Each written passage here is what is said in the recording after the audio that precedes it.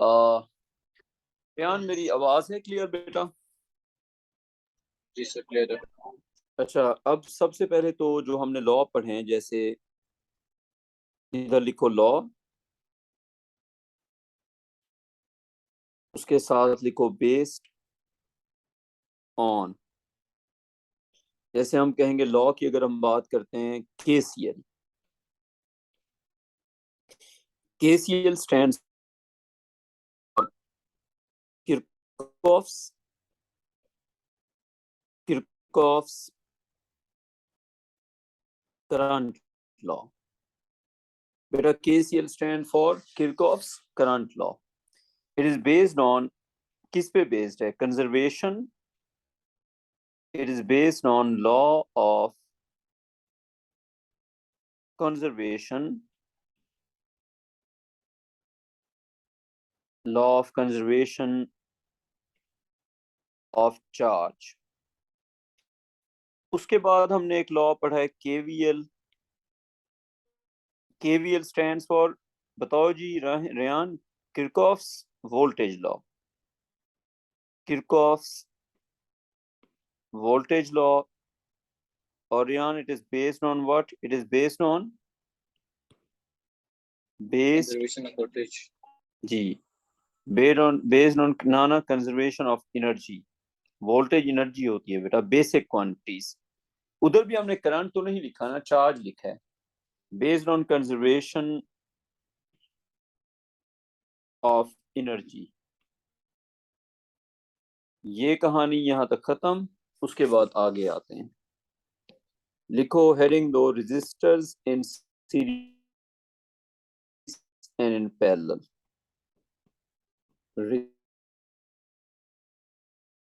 Sir अगर आप अपना वॉइस वाला डिवाइस बदल लें क्योंकि आपकी एरर आ रही इन सीरीज, अच्छा मैं बदल लूँ डिवाइस? है किसी और से। समझ गया हूँ, समझ गया हूँ। अच्छा, बदल लेता हूँ, एक सेकंड।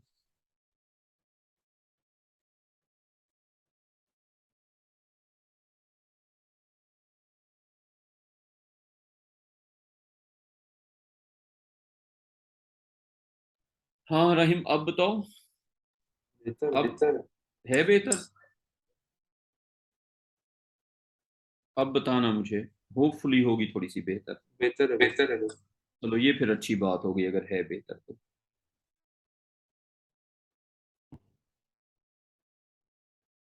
रहीम, कोई बंदा है तो यार एंटर कर लेना, ठीक है? फिर क्लास शुरू करते हैं। वो मैं करता रहता हूँ साथ साथ।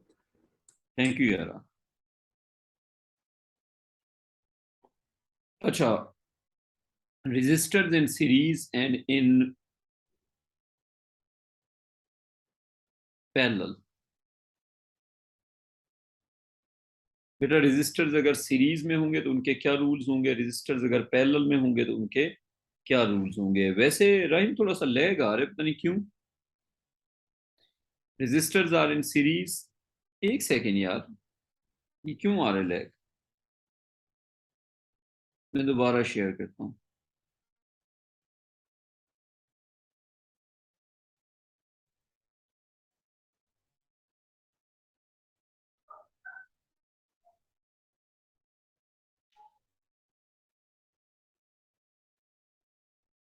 चलो जी, resistors in series and resistors in parallel. Rahim, इसमें पहली बात हम ये लिखेंगे कि in series, in series current क्या होगा, सेम या डिफरेंट? आप लिख रहे हैं सर कुछ? हाँ मैं लिख रहा हूँ, लेकिन ये नहीं आ रहा फॉर सम रीजन। क्या करूँ अब, दोबारा मीटिंग ज्वाइन करूँ इस डिवाइस से? देख लो सर। करता हूँ। आज यार बड़ा प्रेशर है, इलेक्ट्रिसिटी खत्म करनी है जल्दी। ये नेट को हमारा साथ अच्छा सा देना चाहिए,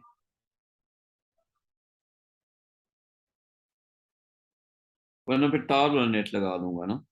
अच्छा, in series all devices will have,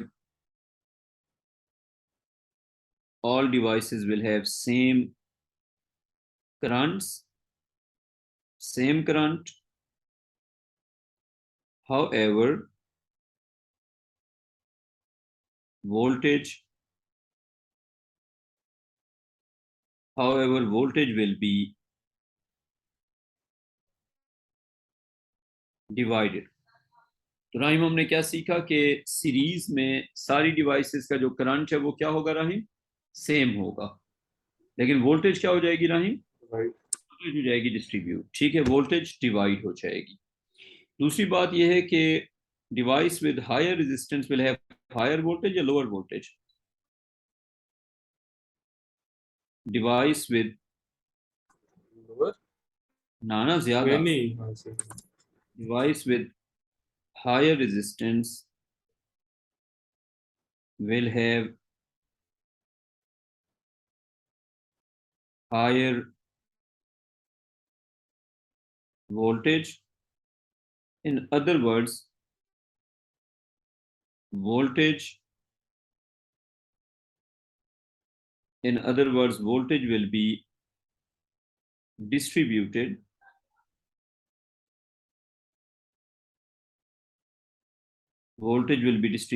in the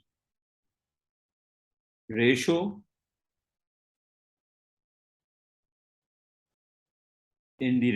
of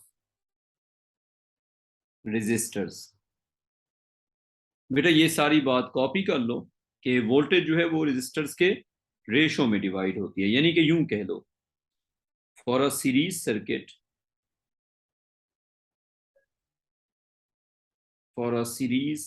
circuit V will have direct proportion with R. खुशी बेटा आइए बात समझ, सीरीज सर्किट में V और R का क्या होगा बेटा,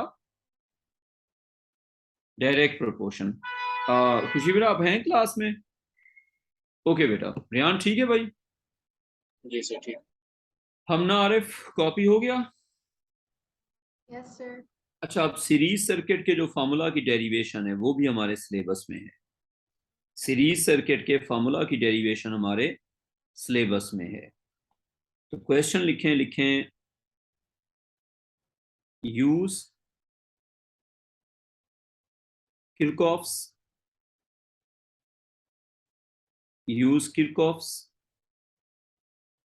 voltage law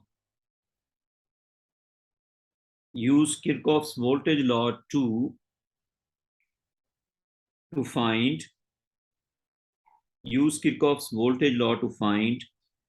the formula for combined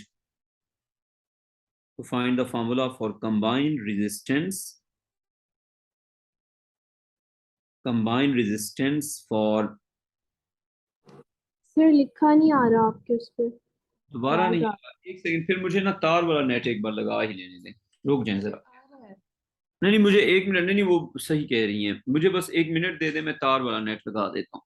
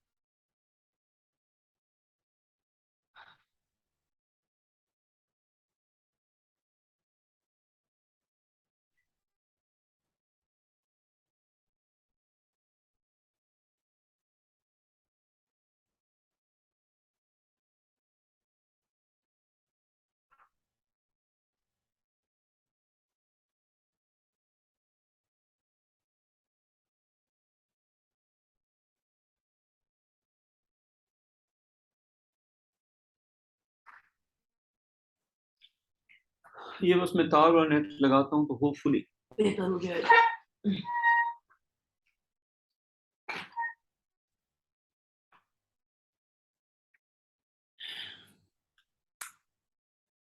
नया टेल कोई और बंदा यूज कर रहा है मेरे अलावा? जी सर, Sir, yes. जी क्या सर, हालात हैं उसके वैसे? अच्छे चल रहे हैं सर। फिर आजकल नहीं चल रहा मेरा भी नेट। यार ये नया टेल वालों ने पता नहीं क्या वो नया ड्रामा किया आजकल। पहले मसला नहीं आता था, अब आजकल आने लगा है। अच्छा, पता नहीं ये पैसे ज्यादा कमाने के लिए इन्होंने कनेक्शन बहुत ज्यादा दे दिए हैं, पता नहीं क्या किया है। Use Kirchhoff's voltage law to find the formula for combined resistance for a number of resistors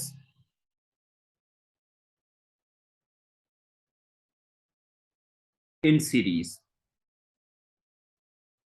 Use Kirchhoff's voltage law to find formula for combined resistance for a number of resistors in series.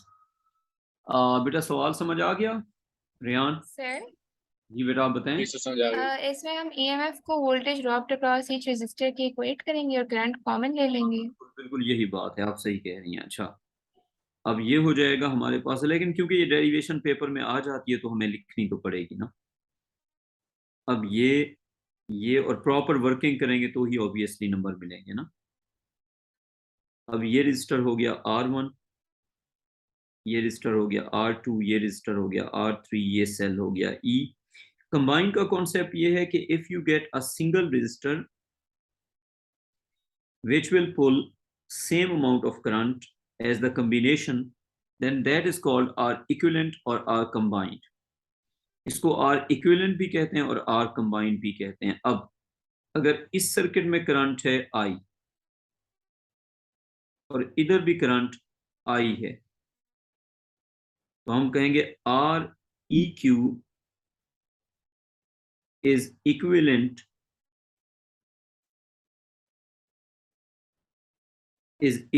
to R1, R2 and R3, R1, R2 and R3 in series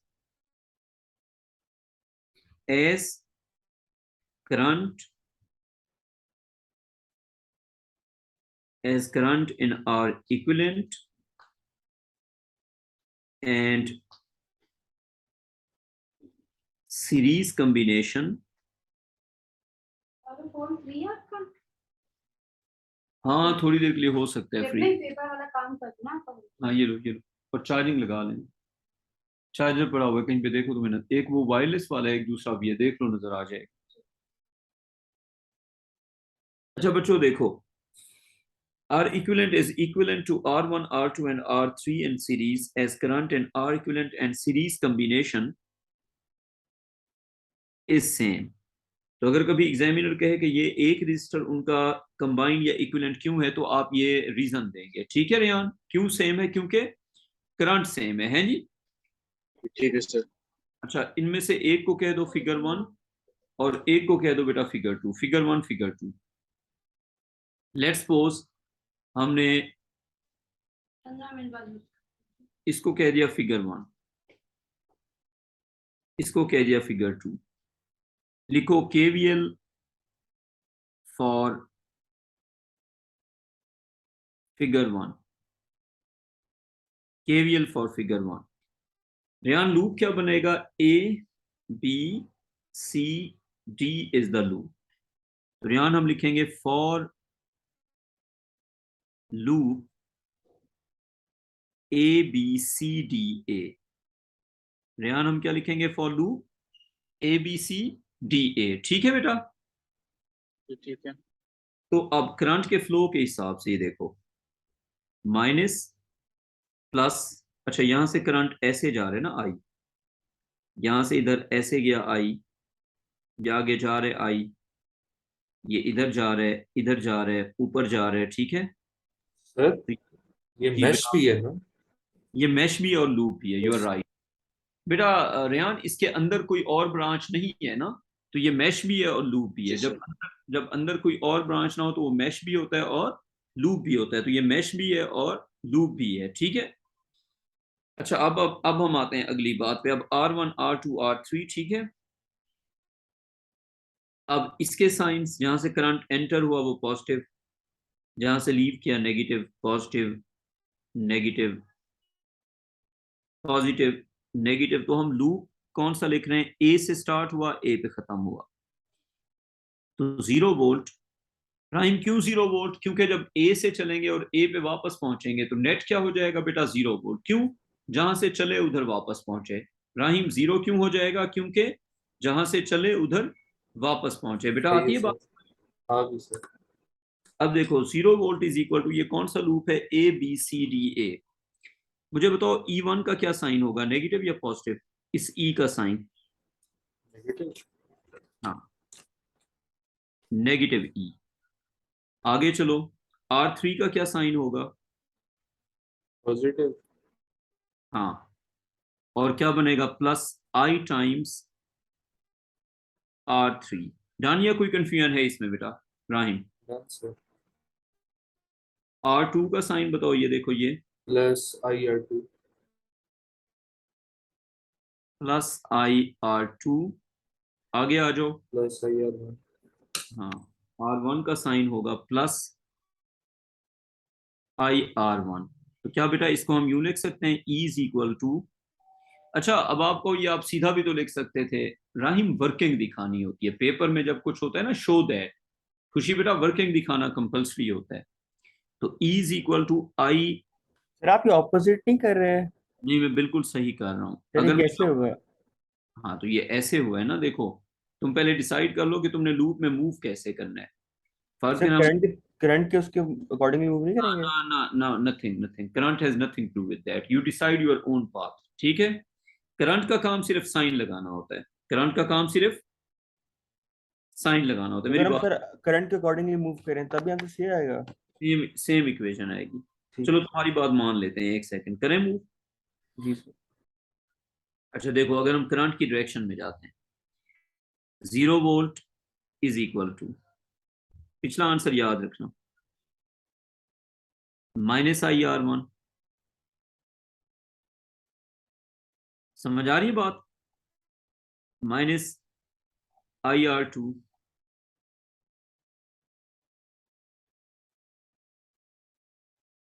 -IR3,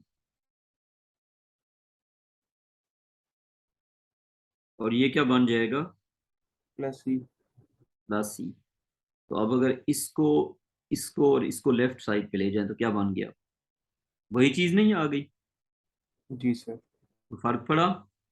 नहीं sir. तो आप जिस मर्जी path से जाओ, clockwise जाओ, anti clockwise जाओ, you will get the same ठीक है इक्वेशन। सर। बेटा करंट का काम सिर्फ साइन लगाना है, ठीक है रियान। करंट का सिर्फ क्या काम है? साइन लगाना। अब क्लॉकवाइज जाओ, एंटी क्लॉकवाइज जाओ, इक्वेशन पे कोई फर्क नहीं पड़ेगा। डन रियान? जी सर, डन। सर रियान ये देखो, अब फर्ज करो इस लूप को कह देते हैं PQST। मैंने R मिस किया है, क्यों? क्योंकि R जो है इलेक्ट्रिसिटी में कंफ्यूजन कॉज करेगा, तो ऐसे लेटर जो आपके कन्वेंशन से मैच करते हैं वो यूज ना किया करो। तो राइम समझिए मैंने R यूज क्यों नहीं किया। PQ के बाद मैं R लिख सकता था लेकिन नहीं लिखा, क्योंकि R जो है वो रेजिस्टेंस का सिंबल कहीं कहीं पे होता है, तो मैंने उसको अवॉइड किया है इलेक्ट्रिसिटी में। अब रियान फॉर लूप PQSTP। अब बताओ यार अहमद, क्लॉकवाइज एंटी क्लॉकवाइज, या it will not make a difference? Difference नहीं होगा। हाँ, ये देखो ये करंट आई जा रहा है ना इधर से, तो जहां से करंट एंटर हुआ वो पॉजिटिव, जहां से करंट लीव किया वो नेगेटिव, जहां से करंट एंटर हुआ वो पॉजिटिव, जहां से करंट लीव किया वो नेगेटिव। डन। तो ये यहां पे ऊपर से हो गया EMF, capital E, negative terminal, positive terminal. बेटा अब अगर हम इक्वेशन लिखते हैं तो लूप क्या लिखा है? PQSTP। तो 0 वोल्ट, क्यों? P से स्टार्ट किया, P पे वापस पहुंचे, is equal to +2 minus -E -2 plus I times R equivalent. तो ये बन जाएगा E is equal to I times R equivalent. Rahim, Rayan, ठीक है बेटा? सही है सर। जी सर ठीक। अच्छा मेरी बात सुनो, अगर E है सब्जेक्ट दोनों इक्वेशंस में, तो IR वाली टर्म्स दोनों में आपस में सेम होंगी या डिफरेंट होंगी? देखो एक साइड पे IR है ना। दोषी मुझे एक चाय बना के दे दो, मैं काफी थका हुआ हूं, तो मुझे एक चाय अगर दे दो। अच्छा अब ये जो है ये बन जाएगा I times R equivalent will be equal to I times R1 plus I times R2 plus I times R3। तो बेटा I times R equivalent is equal to right side पे I कॉमन आ गया, अंदर आ जाएगा R1 plus R2 plus R3। बेटा ये होगा I से cancel, R equivalent will be equal to R1 plus R2 plus R3। Rahim बेटा क्लियर या कोई कंफ्यूजन है इसमें? Clear sir. बिल्कुल क्लियर। चलें, रियान हो गया कॉपी? जी सर हो गया। जी बेटा आपका हो गया copy?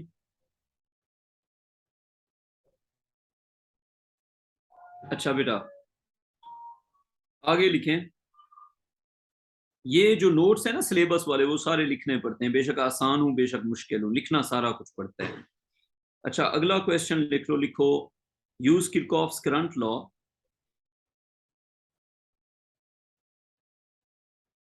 Use Kirchhoff's current,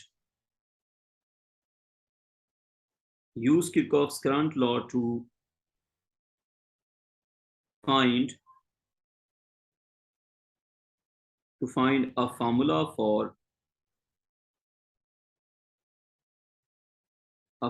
for combined resistance in parallel। तो बेटा सवाल क्या है कि आप यूज करें KCL और पैरेलल के फार्मूला की डेरिवेशन करें। राहिम आ गई बात समझ? उसमें भी यही बात, अगर कुछ रजिस्टर्स पैरेलल में हैं और एक रजिस्टर अकेला है, अगर अकेला रजिस्टर पैरेलल कॉम्बिनेशन के जितना करंट पुल करता है, तो उस केस में हम कहेंगे कि दे आर इक्विवेलेंट। फर्ज करें ये हमारे पास सेल है, अब इसमें हमने 2-3 रजिस्टर लगाए हुए हैं पैरेलल में, एक रजिस्टर, दूसरा रजिस्टर, तीसरा रजिस्टर। राइम बेटा ये 3 रजिस्टर किस में हो गए बेटा? पैरेलल में, ठीक है। अब ये है फर्ज करें R1, ये है R2, ये है R3 और ये हो गया EMF। यहां से बेटा करंट आता है I, वो I डिस्ट्रीब्यूट होता है इस जंक्शन के ऊपर। तीन ब्रांचेस का जो कॉम्बिनेशन होता है उसको जंक्शन कहते हैं। राहिम क्या कहते हैं उसको बेटा? Junction P, junction Q। ये I 3 पार्ट्स में स्प्लिट हो गया, I1 इधर से जाएगा, I2 इधर से जाएगा, I3, ठीक है। और एक और बात, अगर बैटरी आइडियल है तो उस केस में क्या होगा? TPD will be equal to EMF। Riyan ऐसे ही है, इससे ऐसे ही है। अगर बैटरी का कोई इंटरनल रजिस्टर नहीं है तो TPD क्या होगा? EMF के इक्वल होगा। तो इस पे भी E, इस पे भी E, इस पे भी E। अगर आपसे कहा जाए I1 का फॉर्मूला लिखो तो आप कहेंगे E/R1। ये आवाज कम कर लो, अच्छा बेटा I2 का फॉर्मूला लिखो तो क्या बनेगा Rahim, E over R2। I3 का फॉर्मूला लिखो राहिम, क्या बनेगा I3 का फॉर्मूला बेटा, E ओवर R3। राहिम बेटा अंडरस्टूड? सर ये Yes, ई sir. क्यों आ रहा है इन सब में? इन सब में E इसलिए आ रहा है, करंट क्या होता है, वोल्टेज ओवर रेजिस्टेंस। जी सर। बताओ, देखो अगर सर पे वी को ई लिखा हुआ है। मैंने V को E लिखा हुआ है ना, जब मेरी जी बात सर। सुनो, सेल सेल आइडियल होगा, सेल आइडियल होगा तो उसका V E के इक्वल नहीं होगा। जी सर। तो मैंने वही चीज अप्लाई की हुई है सही ना। है सर, मैं इसमें ई और वी में कंफ्यूज हो गया था। कोई बात नहीं, अब आपको समझ आ गई कि V और E जो है वो यहाँ पे सेम चीज होगा, क्योंकि जी सेल सर। क्या है बेटा, क्योंकि सेल है आइडियल। अच्छा अब आगे आते हैं, फर्ज करें इन तीनों की जगह हम लगाते हैं एक single register,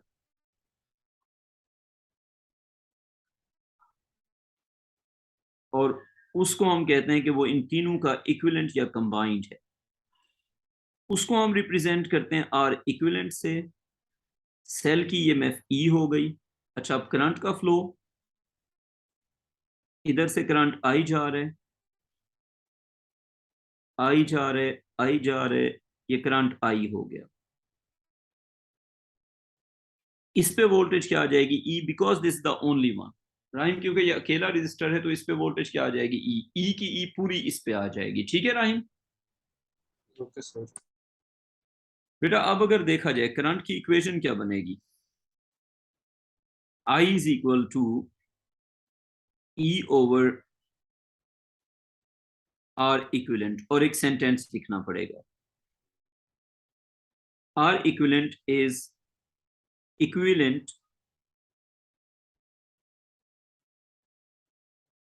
equivalent to R1, R2 and R3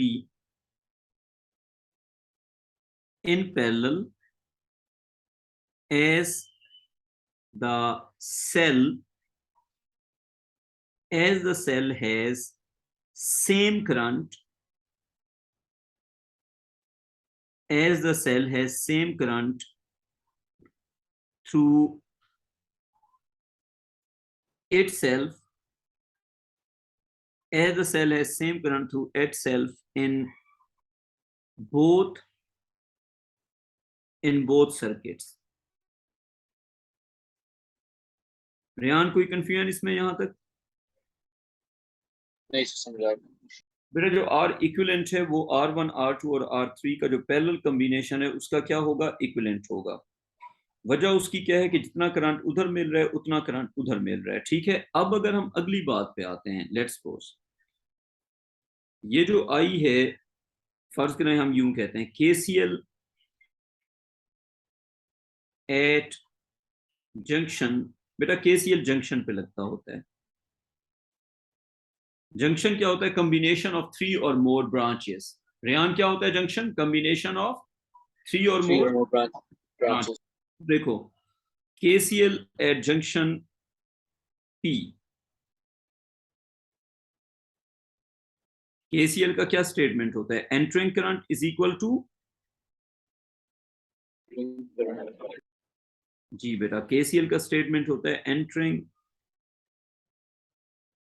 current is equal to leaving, entering current is equal to leaving current,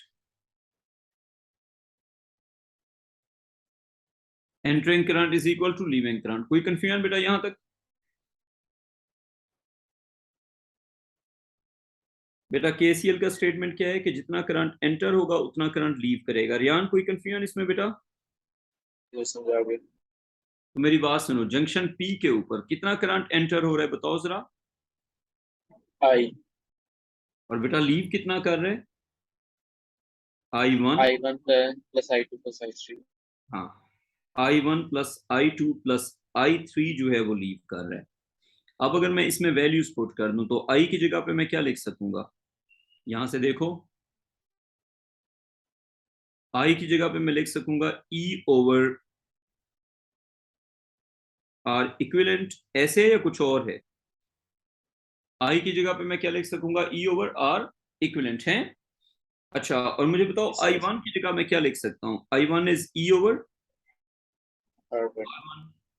plus I two is E over R two plus E three, I three is equal to E over R three. ठीक है, अब ई को अगर common ले लिया जाए तो क्या बन जाएगा? राइट साइड से E over R equivalent is equal to E times 1 over R1 plus 1 over R2 plus 1 over R3। ये आवाज कम बंद ही कर लो, बेहतर है, मैं क्लास पढ़ा रहा हूं। आवाज बंद कर लो, मैं क्लास पढ़ा रहा हूँ। ये मैच है छोड़ो, मैं पढ़ा रहा हूँ इधर। कि कोई भी चीज है वही हमने वही काम करना है, मैंने टीचिंग करनी है और तुमने घर संभालना है, तो आवाज बंद करो। 1 over R1 plus 1 over R2 plus 1 over R3। Riyan, E और ई कैंसल हो जाएगा ना? जी सर। तो क्या आंसर आ जाएगा? 1 ओवर, कल से यार मेरी बीवी को दुख खाया जा रहा है कि इमरान खान को अब गिरफ्तार कर लेंगे, वो मातम मना रही है कल से। 1 ओवर, हाँ तो और क्या, तुम कल से मातम मना रही हो कि इमरान खान को गिरफ्तार कर लेंगे, मैं टेंशन में हूँ। तो तुमने जाके क्या बचाना है उसे? चुप करके बैठो ना। 1 over R equivalent is 1 over R1 plus 1 over R2 plus 1 over R3। Rayan, copy हो गया? जी सर। तो बेटा ये है जी फार्मूला जब पैरेलल में रजिस्टर्स होंगे तो उसके कंबाइंड का। ठीक है, कॉपी कर लो बेटा। खुशी बेटा, कॉपी हो गया? रेहान बेटा, कॉपी हो गया? अच्छा, जी सर, कॉपी हो गई। अब अगर आपसे पूछा जाए कि पैरेलल में आर इक्विवेलेंट का R1 R2 R3 से क्या कंपैरिजन होगा, एक क्वेश्चन लिखो। कंपेयर आर कंबाइंड और R equivalent with, compare are combined or are equivalent with individual resistors R1, R2 and R3 in number 1 series।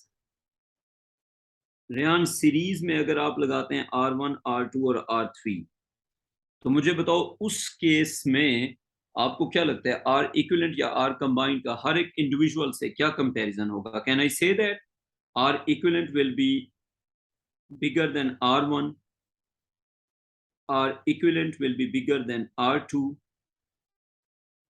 and R equivalent will be bigger than R3। Rayan, yes or no? Yes sir. तो अगर फर्ज करो हम लगाते हैं circuit किस में? Series में लगाते हैं, तो आर इक्विवेलेंट जो है वो हर एक इंडिविजुअल रजिस्टर से क्या होगा? बड़ा होगा। बेटा क्लियर या कोई कंफ्यूजन है? अच्छा, ये हो गई सीरीज की समझ आ बात। ये हो गई सीरीज की बात। खुशी बेटा, ये हो गई सीरीज की बात। अगर यही बात पैरेलल के लिए पूछी जाए फिर क्या होगा बेटा? खुशी बेटा आप बताएं। Number 2, if the resistors are connected in parallel। Rayan, parallel का क्या सेंटेंस होगा बेटा? पैरेलल में क्या लगाएंगे? 1 over R equivalent is more than 1 over R1। हाँ, 1 ओवर आर इक्विवेलेंट जो है, सॉरी आर इक्विवेलेंट जो है वो हर एक आर से क्या होगा? सर कम नहीं होगा? हाँ, कम होगा, कम होगा, तो कम ही कह रहे हैं ना। जी सर। तो पैरेलल में लगाएंगे तो R equivalent will be less than R1, R equivalent will be less than R2, R equivalent will be less than R3। Rayan clear? तो रियान, इसका जो है सवाल क्या आएगा अबू बकर, इससे रिलेटेड एग्जामिनर आपसे क्या पूछ सकता सर है? ये पैरेलल में किस तरह R1 वगैरह इंटर होगा इससे? बेटा वो इस तरह के ये रूल है कि जब रेसिप्रोकल्स को ऐड करते हैं तो आंसर जो है ना वो हर एक इंडिविजुअल वैल्यू से छोटा होता है। जैसे अगर तुम ऐड करते हो 1/3 प्लस 1/3 प्लस 1/3, तुम उसको कहते हो 1/x। अब देखो x क्या आएगा, जब इसको सॉल्व करोगे 3 आ जाएगा ना, 1 plus 1 plus 1, 1 over x, 3 over 3 is 1 over x. Solve किया तो x आ गया 1. अब देखो इंडिविजुअल वैल्यूज क्या थी, 3, 3 और 3. 1 3 से बड़ा है या छोटा है? छोटा है सर, ठीक है सर। तो बेटा यही बात है ना, जब आप रेसिप्रोकल्स को ऐड करते हैं तो जो उसका आंसर आता है वो हर एक इंडिविजुअल वैल्यू से छोटा होता है. रेहान ठीक हो गया? जी सर, ठीक है। अच्छा, अब मैं एक सवाल पूछता हूँ, मतलब ये जो कॉन्सेप्ट है इसका सवाल क्या आ सकता है. खुशी बेटा कॉपी हो गया? चले जी राहिम, करते हैं आगे. राहिम बेटा एक क्वेश्चन लिखो. In a circuit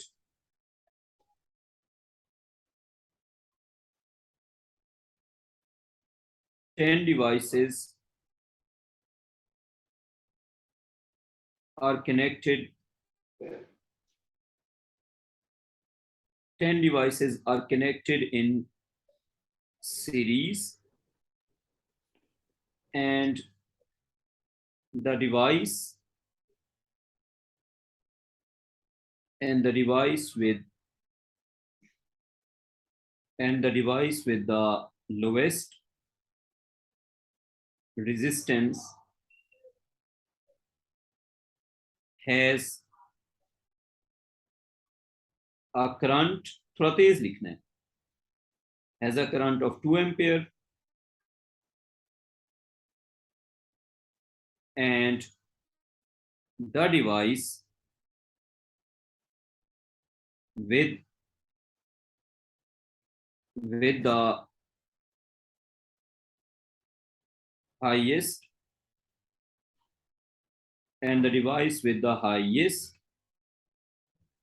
resistance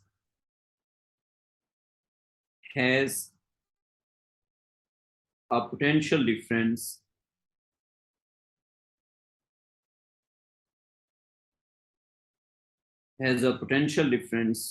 of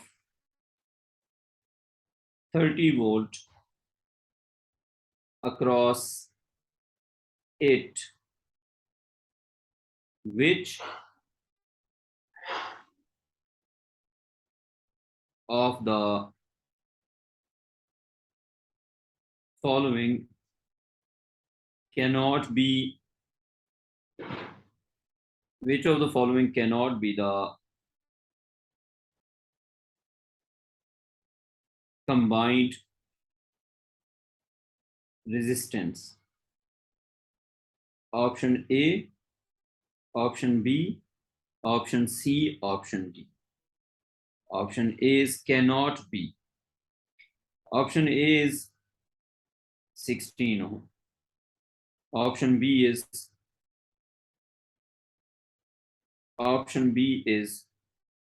18 ohm. Option C is 19 ohm. Option D is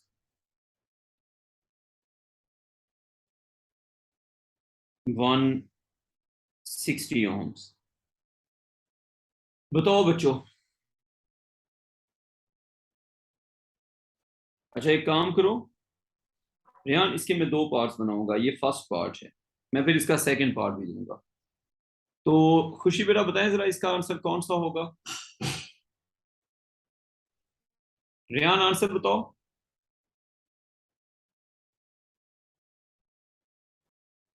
अबूकर तुम बताओ क्या आंसर होगा बेटा.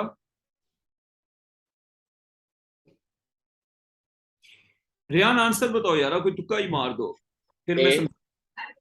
आंसर होगा ए. ठीक है, कोई और बच्चा?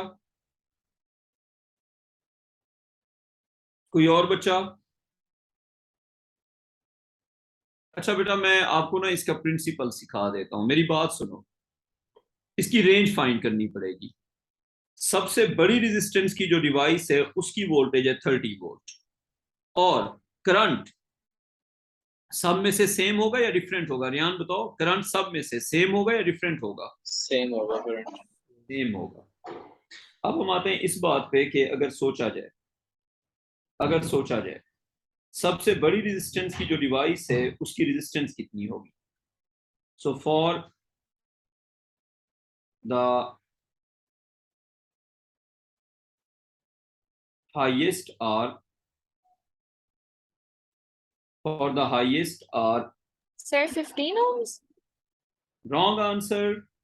15 तो मैंने अच्छा 15, हाँ ऑप्शन सेलेक्ट करें ना, वो तो 15 होगी, वो तो 15 होगी, लेकिन आप ऑप्शन लेकिन सेलेक्ट करें ना। 16 तो 15 से ज्यादा है, तो हाँ ए ही होगा मैं सिर्फ ये probably। ए इज द गलत आंसर, ए नहीं आंसर। ठीक है, अब हम आपको समझाएंगे, आप लोगों ने सुनना है। पहली बात यह है कि सबसे हाईएस्ट रजिस्टर के वोल्ट हैं 30 वोल्ट। करंट आपको दिया हुआ है सबसे लोएस्ट का, लेकिन ये आपको ट्रिक किया हुआ है। खुशी बेटा, सीरीज में करंट सेम होगा या डिफरेंट होगा? Sir same. सेम होगा। हम ना सीरीज में करंट डिफरेंट नहीं हो सकता। एग्जामिनर ने आपको ट्रिक किया हुआ है। वोल्टेज उसने सबसे बड़े के दे दी है, करंट उसने सबसे छोटे का दे दिया। Now you have to think कि क्या कोई चीज सबकी सेम भी होती है? सर 160। ये लो ना, अब सही आंसर पे आप पहुंची हैं। वेरी 150 से ज्यादा नहीं हो सकता ना, क्योंकि अकलमंद 10 लगाए हुए हैं। बच्चा, जीनियस है फिर, हैं? सर ऐसे ही खुश ना करें। नहीं, ये वाला आंसर तो सही पकड़ा है ना, ये वाला तो सही पकड़ा है। जी सर। 2 एम्पियर। हाँ थैंक यू सर 150 कैसे आया हुआ था? भैया, हम वही समझाने के पैसे लेते हैं, अगर हमें आप समझाने दोगे। हम समझा रहे हैं। जी सर। ये बात समझ आ गई पहले जो मैंने अभी तक लिखा है कि 30 वोल्ट और 2 एम्पियर, यस और नो? बताओ अहमद। आगे समझ सर। अहमद, अब ये बताओ कि आर जो हाईएस्ट है वो कितना हो गया? आर हाईएस्ट आ गया 30/2, 30 वोल्ट ओवर 2 एम्पियर, तो कितना आ गया बेटा? 15 ओहम्स। अब सबसे बड़े आर से कंबाइंड जो है वो बड़ा होगा, यानी कि जो कंबाइंड है, कंबाइंड बेटा 15 भी नहीं हो सकता। कंबाइंड जो है वो 15 से कम भी नहीं हो सकता। ठीक है, तो कंबाइंड क्या होगा? R combined should be greater than 15। तो सारे ही ग्रेटर है ना? बताओ रियान, बताओ सारे ही ग्रेटर है ना? लेकिन अब एक और रिस्ट्रिक्शन भी। समझ आ गया, अगर सारे 15 क्यों है तो फिर अगर 10 के 150 मैक्सिमम हो सकता है। हाँ, ये 10 डिवाइसेस हैं, 10 डिवाइसेस हैं। सुनो, ये 10 डिवाइसेस हैं। तो मुझे बताओ, हाईएस्ट वैल्यू तो 15 है, तो अगर आप 15 इंटू 10 भी कर दें तो 150 हो गया। तो क्या उससे बड़ी वैल्यू हो सकती है? नहीं हो सकती। नहीं हो सकती ना। अहमद देखो, तुम्हारा सबसे बड़ा रजिस्टर 15 ओम का है, तो सबसे हाईएस्ट अचीवेबल वैल्यू जो है 150 से तो कम होगी ना। 10 को मिला जी भी सर। दो, आइए समझ। जी सर आ गया। तो रेंज क्या बन गई फिर? सर डी बनेगा ना? रेंज बन गई 15। खुशी बेटा, आइडिया समझ आ गया ना सवाल का? जी sir. Should be less than 150। अच्छा, तो 150 भी नहीं हो सकता। अच्छा, अगर मैं ऑप्शन में 150 देता खुशी बेटा, 150 भी नहीं हो सकता, क्योंकि सारे 150 के तो नहीं है ना। अच्छा, तो खैर वो 150 देगा नहीं, तो फिर ऑप्शन कौन सा ठीक हुआ? डी वाला। पारसा, आपको समझिए इस सवाल की? जी सर आगे। Second option, A B C D. अच्छा, अब एग्जामिनर ने ऑप्शन दिया हुए फिर से 16, उसके बाद 14, उसके बाद 18, उसके बाद 19। अब ये तो हर कोई आंसर कर लेगा। बताओ बच्चों। हाँ जी खुशी बेटा, अब कौन सा आंसर है? Sir B. बी। अब आंसर है बी। बी फॉर बैग हैं। Yes sir. ठीक है, तो आपको समझ आ गई कि भाई 15 से 15 से बड़ा होना चाहिए, 150 से छोटा होना चाहिए। राहिम, तुम्हें आइए समझ? जी सर। इसी का सर 15 से बड़ा क्यों होना चाहिए? बेटा, अगर सबसे बड़ा रजिस्टर 15 है तो कंबाइंड जो सीरीज में होता है वो किसी भी इंडिविजुअल से बड़ा होता है। ठीक है, सर छोटे भी तो हो सकते हैं 15 से। तो होने दो। तो लिमिट तो सबसे बड़ा सेट करेगा, सबसे बड़े से बड़ा होगा। देखो, सब जब सबसे बड़ा होगा, एक सवाल है मेरा, मेरी एज तुम में से सबसे ज्यादा है, तो तुम में से जो सबसे बड़ा बच्चा है उससे भी मैं ज्यादा हूंगा ना। जी सर। तो अब रूल समझ आ गया। जी सर। अगर कहा जाए कि क्लास के सब बच्चों से मेरी एज ज्यादा है, अब तुम में से एक बच्चे की एज है 10, एक की है 12, एक की है 15, तो तुम क्या कहोगे कि मेरी एज, टीचर की एज 10 से ज्यादा, 12 से ज्यादा या 15 से ज्यादा? 15 अकॉर्डिंग टू द कंडीशन 15 से ज्यादा। समझिए ये बात। जी सर। जब कोई एक एलिमेंट सारे एलिमेंट से बड़ा होता है, जब कोई एक इंडिविजुअल सारे इंडिविजुअल से बड़ा होता है, तो लिमिट कौन सेट करता है? सबसे बड़े वाली वैल्यू। ठीक है। जी सर। अब यही सवाल पैरेलल के लिए भी आ सकता है। खुशी बेटा क्या हो सकता है? यही सवाल पैरेलल के लिए भी आ सकता है। ठीक है, लेकिन पैरेलल पे जाने से पहले हम एक और चीज देखेंगे। लिखो a number of resistors, a number of identical resistors in parallel, a number of identical resistors in parallel. Different different होंगे फिर तो फॉर्मूला लगेगा, लेकिन अगर आइडेंटिकल होंगे, a number of identical resistors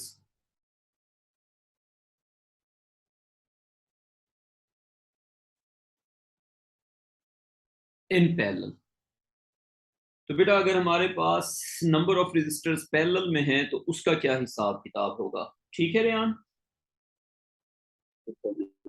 बेटा पैरेलल में ये होता है कि अगर दो लगाएंगे, जैसे देखो हमने दो रेजिस्टर्स को भैया लगा दिया पैरेलल में। भैया जब दो रेजिस्टर्स को हमने लगा दिया पैरेलल में, तो ये ऐसे हुआ कि ये आर और रेहान इसका जो आर कंबाइंड होगा वो हो जाएगा R/2। रेहान अगर मैंने तीन रेजिस्टर्स को लगा दिया पैरेलल में, एक, ये दो और ये तीन, अगर मैंने तीन रेजिस्टर्स को लगा दिया पैरेलल में, ये आर, ये आर, ये आर, तो रेहान इसका आर कंबाइन क्या हो जाएगा बेटा? R/3। रेहान अगर मैंने पांच रेजिस्टर्स को लगा दिया पैरेलल में,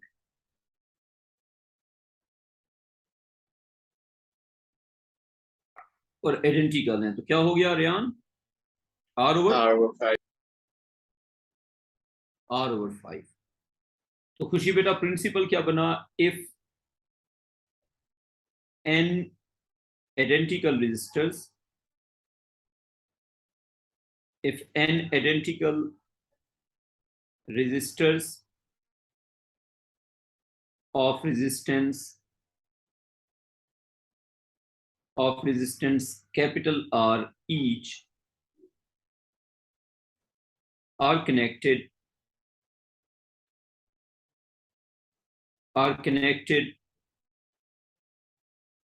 in parallel,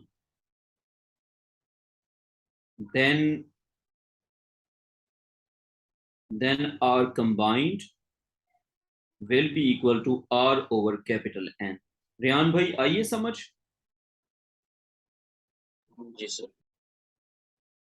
हो जाए फिर एक सवाल। जी सर। तो करते हैं फिर एक सवाल। खुशी बेटा एक सवाल फिर करते हैं मिलके। क्वेश्चन ये है कि 10 resistors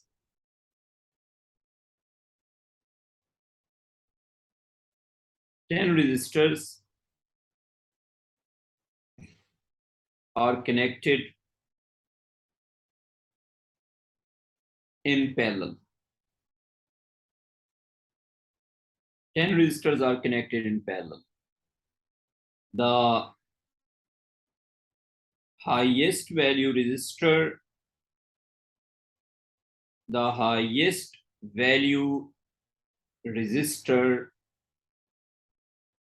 has a potential difference. The highest value resistor has a potential difference of 20 volt and the lowest value resistor and the lowest value resistor has a current of 2 ampere. Which of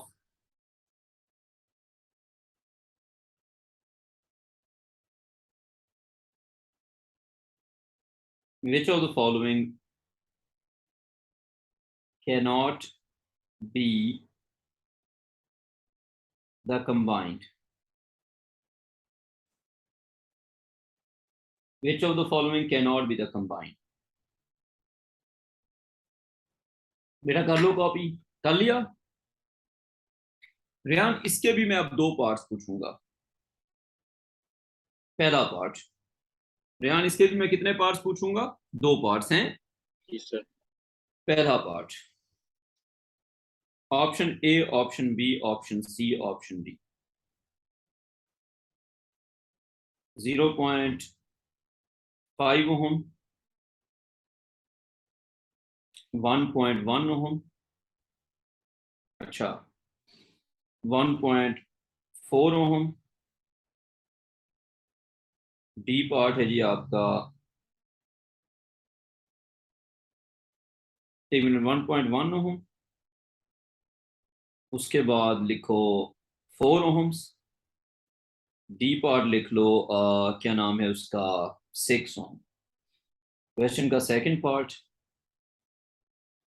A B C D 11 ohm, 9 ohm, 8 ohm, 4 ohm. करो बच्चों। खुशी बेटा पहले part का answer बताएं। सवाल को तसल्ली से लिख लो, समझ लो, फिर आंसर बताना। ध्यान लिख लिया सवाल? जी सर। अबू बकर, ये आंसर मैं तुमसे पूछूंगा यार। अबू बकर, ए पार्ट का आंसर कोई तुक्का ही मार दो यार।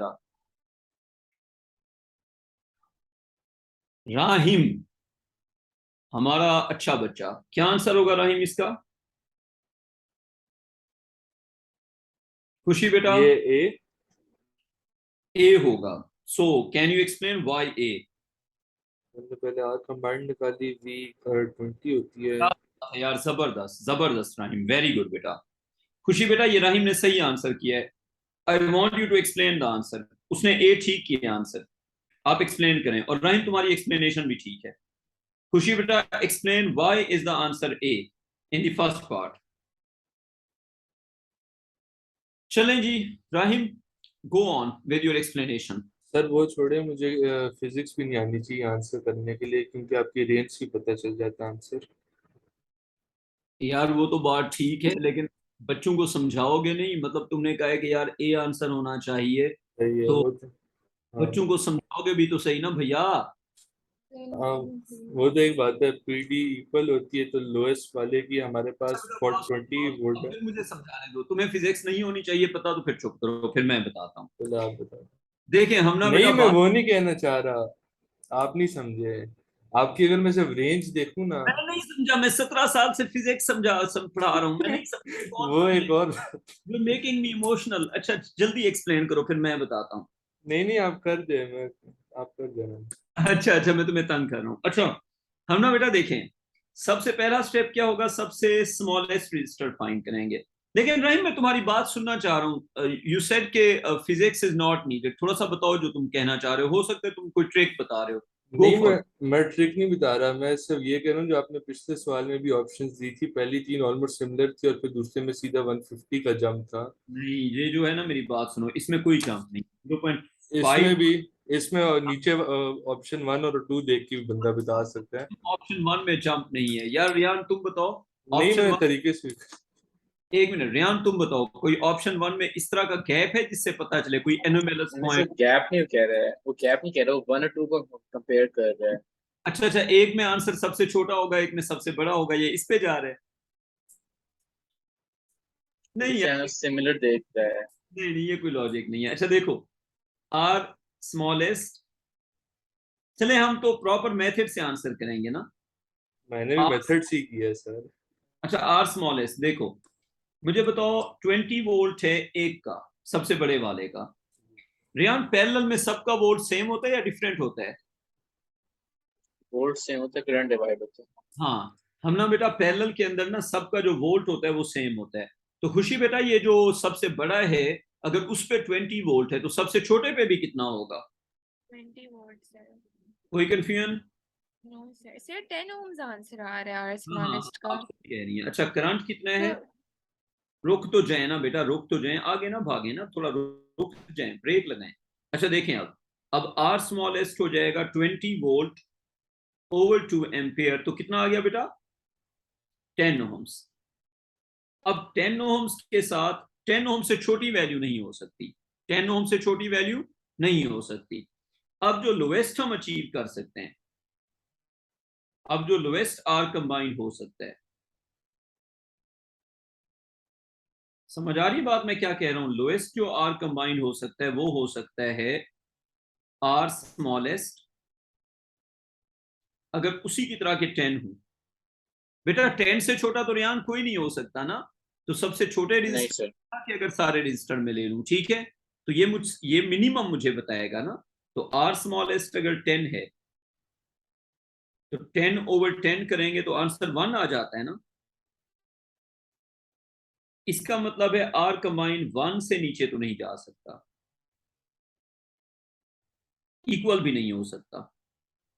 रियान डू यू थिंक मुझे ये दोबारा एक्सप्लेन करने की है जरूरत? नहीं सर, समझ आ गया। अहमद मुझे दोबारा एक्सप्लेन करने की है जरूरत? देखो नहीं सर। सबसे छोटी चीज है 10, अब अगर उसी तरह के 10 लगा देते हैं पैरेलल में तो 10 ओवर 10 करके 1 आ जाता है, लेकिन हमें तो ये बात पता है कि ये सबसे छोटा है, बाकी तो उससे बड़े होंगे, तो आंसर 1 से नीचे तो नहीं जाने लगा। क्या ख्याल है? जी सर। तो सर 1 मुझे से समझ आ गई है, मैंने 1 ओवर नहीं किया था सिर्फ, और मैं 10 को 10 ही समझ रही थी। चलें चलें, ये बात समझ आ गई। अच्छा और दूसरी बात, जो आपका आर कंबाइंड होता है पैरेलल में वो सबसे छोटे वाले से भी छोटा होता है। आर कंबाइंड सबसे छोटे वाले से यानी कि जो 10 ओम है उससे बड़ा नहीं हो सकता। तो R combined will be from 1 ohm to 10 ohms. Riyan बताओ आइए समझ। जी सर, समझ आ गया। तो इस तरह तो फिर ए और बी दोनों सॉल्व हो गए ना। 1 से छोटा नहीं हो सकता, 10 से बड़ा नहीं हो सकता। क्या ख्याल है? जी सर। हमना बेटा आपको आइए समझ। Yes sir. हमना बेटा अगला सवाल मैं आपसे पूछूंगा, क्वेश्चन लिखें। लिखें 5 resistors are connected in series। Sir ये पार्ट 2 में क्या पूछा हुआ था? पार्ट 2 में भी वही पूछा हुआ था कि आप बताएं कौन सा आर कंबाइन नहीं हो सकता। तो आपने लॉजिक ये यूज की कि जो सबसे छोटा रजिस्टर है, क्योंकि 10 है ना, जी सर। स्मॉलेस्ट बनेगा 10 ओवर 10 करके 1 से नीचे नहीं जा सकते और 10 से ऊपर नहीं जा सकते। बताओ। सर सबसे छोटा, सर ये रियान पार्ट 2 समझ नहीं आ रहा। रियान कभी कभी ऐसा होता है कि स्टूडेंट को स्टूडेंट से अच्छी समझ आती है, जरा एक्सप्लेन करो ये। सबसे छोटा वाला तो समझ आ गई ना, 1 है। हम्म अब 1 को 10 रेजिस्टर्स पैरेलल में है, पैरेलल में जब सारे रेजिस्टेंस को ऐड करेंगे तो मैक्सिमम 10 ही आ, पैरेलल में ऐड 10 नहीं से करते, कम ही होगा। पैरेलल में ऐड नहीं करते, पैरेलल में रेसिप्रोकल्स होते हैं, ठीक है, और हाँ पैरेलल सॉरी, रेसिप्रोकल भी जब लेंगे तो 10 से कम ही होगा, 10 से हाँ इक्वल एक ज्यादा नहीं हो सबसे सकता। सबसे छोटे रजिस्टर से छोटा ही रहता है। अहमद ठीक है सर। पैरेलल में जो सबसे छोटा होता है ना, आंसर उससे बड़ा नहीं आ सकता। जैसे अगर सबसे छोटा 10 है तो आंसर 10 से ऊपर जी सर नहीं, समझ आ गई है 10 आगे। से नीचे नीचे रहेगा, और उसको अगर ओवर 10 करेंगे उससे ऊपर ऊपर रहेगा। हम ना मेरी बात सुनो, जब आप नंबर ऑफ रजिस्टर्स को लगाते हैं पैरेलल में तो उसमें ये रूल होता है कि फर्ज करें अगर आपने 10 रजिस्टर लगा दिए तो सबसे छोटे वाले रजिस्टर से जो कंबाइंड है वो बड़ा नहीं हो सकता। जैसे सबसे छोटे वाला रजिस्टर 10 आ गया तो आंसर 10 से बड़ा नहीं हो सकता। अब अगर आपने 10 रजिस्टर लगाए हुए हैं तो 10 को 10 पे जब डिवाइड करेंगे आंसर 1 आ जाएगा, तो 1 से छोटा नहीं हो सकता। क्लियर बेटा बात? Yes, sir. ठीक है। 5 resistors are connected in series and the resistor of highest value and the resistor of highest value is, and the resistor of highest value is 20 ohms. Question ka A part. What can be range of R combined? Question ka B part. Which of the following can be R combined? First of all, 20 ohm, 15 ohm, 120 ohm, 101 ohm, 100 ohm, then you have 40 ohms. Riyan करो यार दोनों parts का answer. Sir दूसरे वाले में सिर्फ एक तो नहीं आंसर है ना? दूसरे वाले में अब सवाल आप पढ़ लेना. मैं अब जब एग्जाम होगा तो मैं साथ तो नहीं हूँगा. अंग्रेजी तो आपको खुद समझनी है. इस तरह की अंग्रेजी का क्या आंसर होगा? सर एक से ज्यादा हो सकते हैं ना? बिल्कुल हो सकते हैं. जी सर. जो सवाल है उसका पॉसिबल, ये अब एमसीक्यू नहीं है ना, ये अब ऑप्शन सिलेक्ट करने हैं. ठीक है, तो टिक टिक क्रॉस का सवाल है. टिक क्रॉस का. हम ना बेटा पहले पार्ट में रेंज बताएं. हम ना बेटा पहले पार्ट में रेंज बताएं.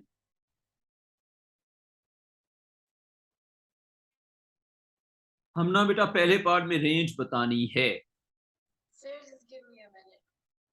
अबू बकर बताओ यार. अबू बकर क्या रेंज हो सकती है यार आर कंबाइंड की? 20 और 100 के दरमियान में. तो इंक्लूडेड या एक्सक्लूडेड? 20 और Included होगा. इंक्लूडेड या एक्सक्लूडेड? 20 इंक्लूड नहीं होगा और 100 होगा. ना 100 भी नहीं. 100 इसलिए नहीं होगा कि अगर सब इक्वल होते तो फिर हाईएस्ट लोएस्ट तो ना होता ना. क्या कहते हो? जी सर सही है. क्या सारे 20 के हो सकते हैं ना? अगर सारे 20 के तो फिर हाईएस्ट कहां से आएगा बताओ? जी सर. तो 20 से आर कंबाइंड बड़ा बड़ा होगा और 100 से आर कंबाइंड छोटा छोटा होगा. खुशी बेटा आइए समझ. सर फिर बी पार्ट का जी आंसर सिर्फ सर. 40 हो सकता है. तो बी पार्ट का आंसर ए पार्ट में हो गया ना. तो बी पार्ट का बेशक आंसर ए पार्ट में हो गया, फिर भी मैंने बी पार्ट पूछा हुआ तो है ना. 40 होगा ना फिर सर उसका सिर्फ. ना ना ऐसे थोड़ी है. एक सेकंड देखने दो. हाँ ऐसे ही है, आप सही कह रहे हैं. 20 नहीं हो सकता, 15 नहीं हो सकता, 120 नहीं हो सकता, 101 नहीं हो सकता, 100 नहीं हो सकता, सिर्फ 40 हो सकता है. खुशी बेटा बताएं फिर. जी सर पहले मैंने ऊपर वाला नहीं किया हुआ था. अब आपको ये आइडिया समझ आ गया इस सवाल का पूरी तरह से? जी सर. ठीक है. अच्छा अब खुशी बेटा देखें ना, अब ये एक कॉन्सेप्ट है. इस कॉन्सेप्ट को मास्टर किए बगैर अगर इसको बीच में छोड़ देते हैं तो इसका सवाल आएगा. तो जब तक आप श्योर नहीं है कि हम क्या कर रहे हैं, कैसे कर रहे हैं, इसको हम बीच में तो छोड़ नहीं सकते. ठीक है, पूरी चीज समझनी होती है ताकि कम से कम अगर वो पेपर में आ जाए तो आप उसको अप्लाई कर सकें. तो उस पर फिर टाइम लगता है. अच्छा अब अगला क्वेश्चन लिखें. 10 रजिस्टर्स. ये इसी को फिर बच्चे कहते हैं ये ड्रैग करना है. अब बंदा क्या करे फिर इन बच्चों का? हाँ ये इसकी पॉकेट मनी से इसको टॉय ला के दे दी. हाँ ठीक है ठीक है ठीक है. आदमी सोया हुआ है. इसकी पॉकेट मनी से ना ले लो, मेरे पैसे ले लो. ठीक है, उससे लेके लो. अरे अच्छी बात है ना, खुद कह रही है मुझे सब. वो खुद कह रही है, तुम तो ना करो ना. कोई है बोली.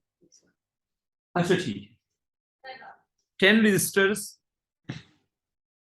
10 registers are connected. अच्छा खुशी बेटा मेरा ख्याल है कि अगर इसका मैं सिर्फ एक सेंटेंस का रूल लिखवाता या 2-3 सेंटेंसेस का, ये अप्लाई करना मुश्किल था. No I think you can apply. मैं अब मैं श्योर हो रहा हूं कि आपको समझ आ गई होगी. अच्छा, जी sir. registers are connected in series, sorry in parallel.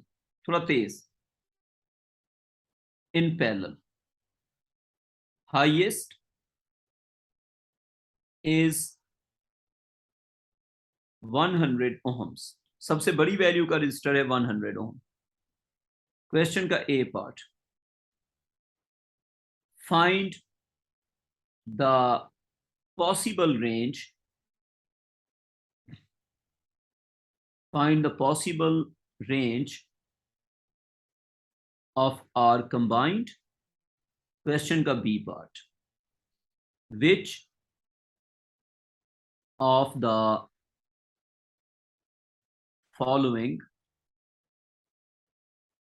can be, हमना बेटा आपको सवाल की पूरी समझ आ गई है ना?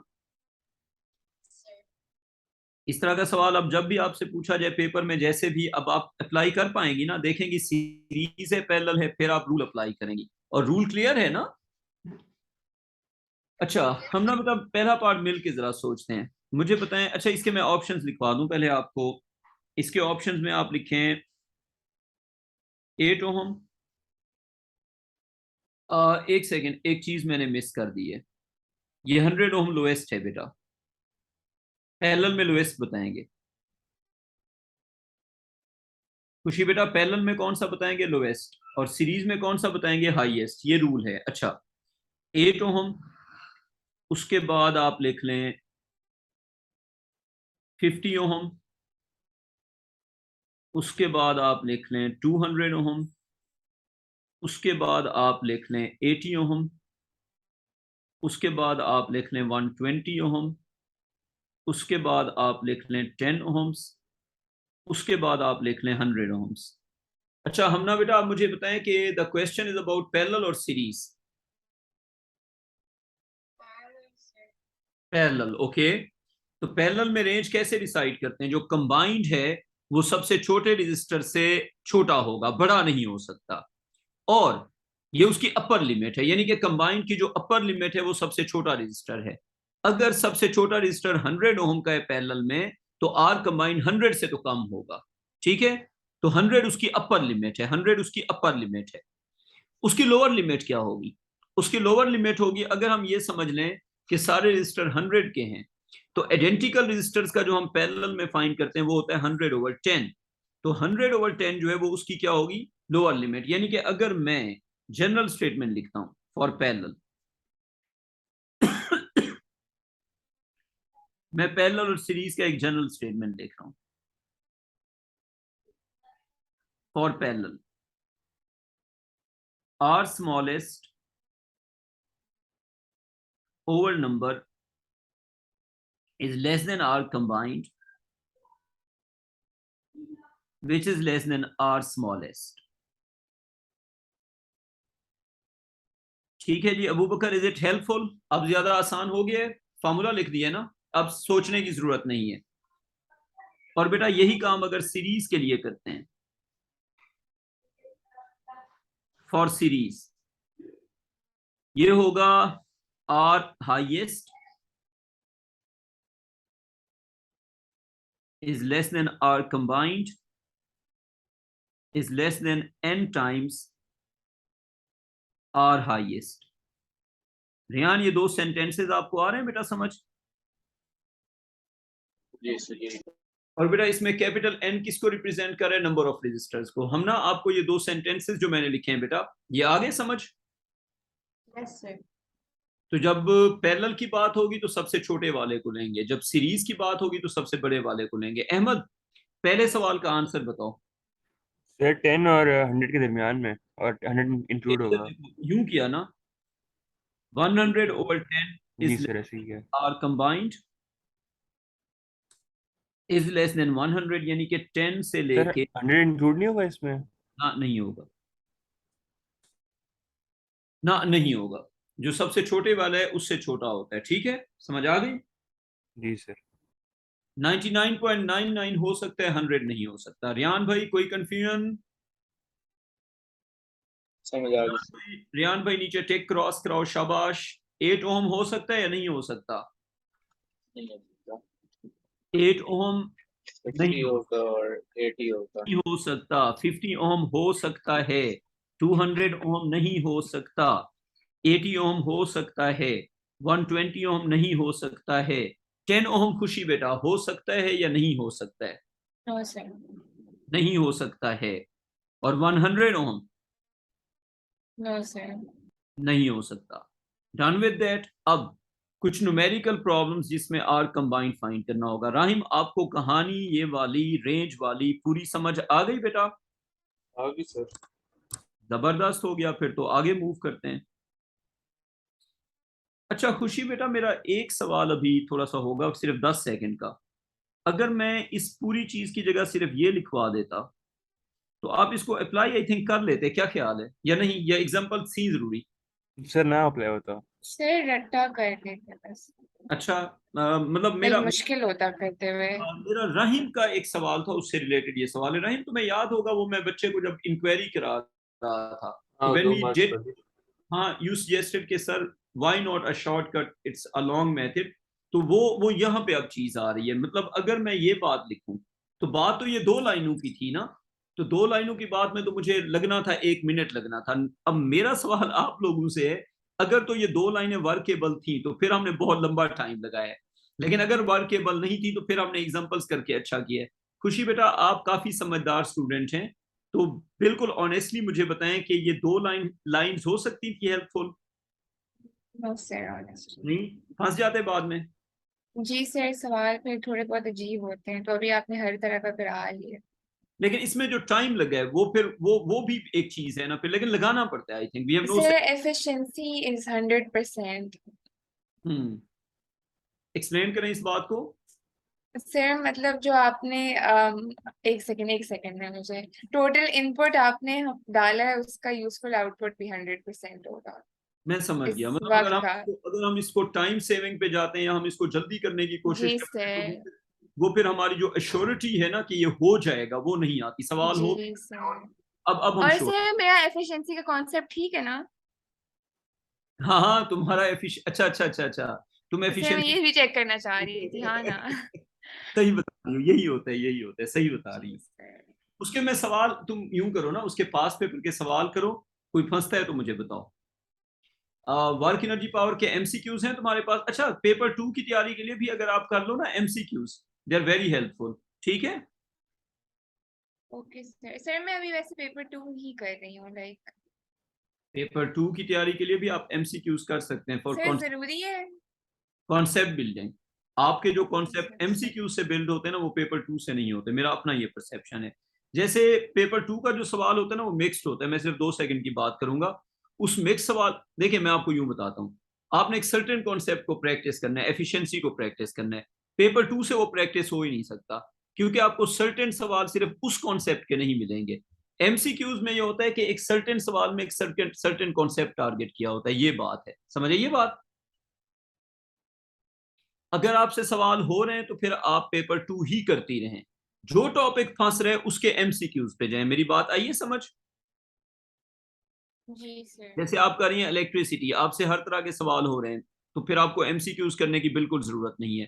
फर्ज करें आपको लगता है कि अच्छा मैं ईएमएफ के सवालों में वीक हूं, फिर आप बैठ के ईएमएफ वाले एमसीक्यूज करें। मैंने टॉपिक अलग किया है। रियान, ऐसे ही है या कुछ और है?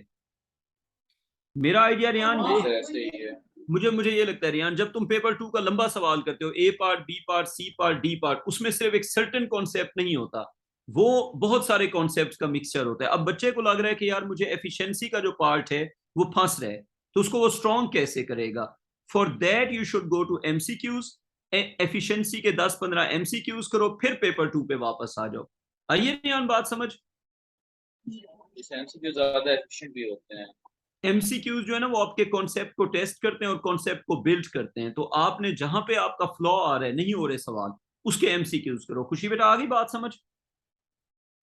जी सर। मतलब आपने एमसीक्यूज नहीं करने, लेकिन कब करने? जब पेपर 2 के एक सर सर्टेन, मतलब एक स्पेसिफिक टॉपिक लाइक कम लेकिन प्रायोरिटाइज तो पेपर 2 को ही करना है ना? बिल्कुल ऐसे ही है। आपने पेपर 2 की प्रैक्टिस करनी है। अगर आप स्मूथ जा रही हैं, कोई जरूरत नहीं है एमसीक्यूज करने की। जहां पे आप फंसने लगी हैं, आपको लगता है अच्छा मेरा जो कंजर्वेशन ऑफ एनर्जी का टॉपिक है ये वीक जा रहा है, मतलब आप लंबा सवाल करती हैं, उसमें वर्क वाला हो जाता है, पावर वाला हो जाता है, एफिशिएंसी वाला हो जाता है। जब कंजर्वेशन ऑफ एनर्जी वाला पार्ट आता है, वो 3 सवालों में आपको फंस गया। आपने रोकने पेपर 2, एमसीक्यूज निकालने, वो मेरे वाले निकालने, बेशक मेरे वाले निकालने, कोई भी टॉपिकल जिसमें अलग किए हुए वो निकालने। फिर आप सीधा जाएं सिर्फ कंजर्वेशन ऑफ एनर्जी के सवालों पे, उसके आप करें 10-15 एमसीक्यूज, फिर पेपर 2 भी नहीं फंसेगा। ये आपकी स्कीम ऑफ वर्क होगी। एमसीक्यूज को इसलिए नहीं करना कि आपको एमसीक्यूज करने आ जाए, एमसीक्यूज एक सर्टेन कॉन्सेप्ट की प्रैक्टिस करवाते हैं। अच्छा, अब आप लिखें जी फाइंडिंग कंबाइंड रेजिस्टेंस। जी बेटा आप बताएं। उस दिन भी वो असल में आपने 3 पेजेस की वर्किंग की थी ना, और फिर 2 मार्क्स का था, तो मैं बस यही कह रहा था कि एग्जाम में तो इतनी बड़ी नहीं वर्किंग करनी पड़ेगी ना। तो ये जो मैंने अभी तुम्हें कॉन्सेप्ट कराया इसका भी 2 नंबर का सवाल आएगा, यही मसला लेवल में। नहीं नहीं, तो पेपर में तो हम 2 मिनट में करेंगे ना, आप उसे समझा रहे थे असल में। वो मैं उसको समझा रहा था। अगर मैं समझा, अगर मेरी बात सुनो, अगर मैं ये कॉन्सेप्ट समझा नहीं रहा हूं तो मुझे कितना टाइम लगेगा ये करने में? 10 सेकेंड। लेकिन अभी तो मैं समझा रहा हूं ना फिर। अच्छा, वही मसला था। चलिए सर, अब मैं हाँ, ये नहीं नहीं कोई बात नहीं, वो तुम्हारी गलती है, उसकी बात नहीं हो रही, एक डिस्कशन होती है और आर्ग्यूमेंट इस पे बिल्ड नहीं करना होता है। नहीं, वो तो मुझे भी समझ आती है, समझाना तो पड़ता है। तो कभी आप कभी मंजिला को समझा रहे थे। कभी कभी बच्चा मुझसे ठीक भी हो सकता है, बच्चे का परसेप्शन मुझसे बेहतर भी हो सकता है, तो मुझे उससे डिस्कस करना पड़ेगा ना। मे भी बच्चा सही कह रहा हूँ, मुझसे बेहतर बात कर रहा हूँ। Find combined resistance. अच्छा, नंबर 1